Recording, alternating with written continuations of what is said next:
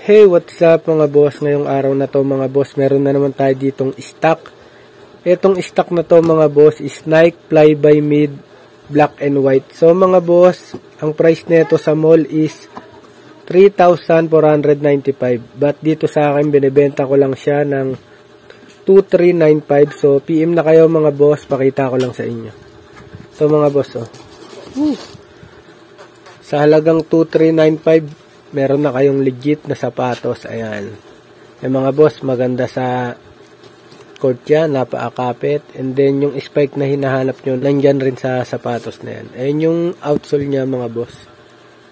Tapos, yung design niya, ayan o, ganyan. Black and white lang talaga yung colorway niya. Tapos, yung kanyang outsole, ayan, hindi yan jelly sole, so rubber sole yung ginamit. Tapos, ayan mga boss, oh, Nike Fly by Mid. Ayan, oh, Nike to. Nakalagay sa kanyang dila. So, mga boss, kung nakapollow at nakasubscribe na kayo mga boss, nakapag-review na rin ako ng different colorway ng Nike Fly Mid. Maganda yung review nito mga boss, kahit manood kayo sa mga reviews nito sa iba pang video sa YouTube, napakaganda. Ganyan yung likod niya mga boss, nakalagay yung Nike. Tapos, nakapasok siya sa circle. Ayan. Tapos, itong design na to, mga boss, ayan o. Alam ko din-design to para hindi masyadong mainit sa loob ng sapatos yung paa natin. Kaya may mga butas. Tapos, mga boss, knit mesh yung makikita nyo dito sa kanyang body part. Dito sa bandang dila.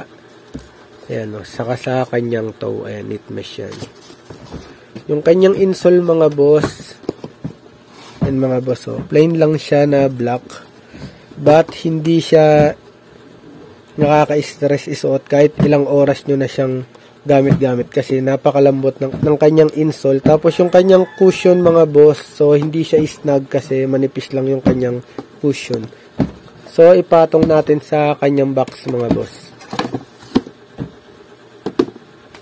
And mga boss, meron tayo dito niyan 7.5 hanggang size 12 may available tayo. So, lagi tayo mag-iingat. PM na lang pag may katanungan kayo. Peace show. Hanggang dito na lang. Bang.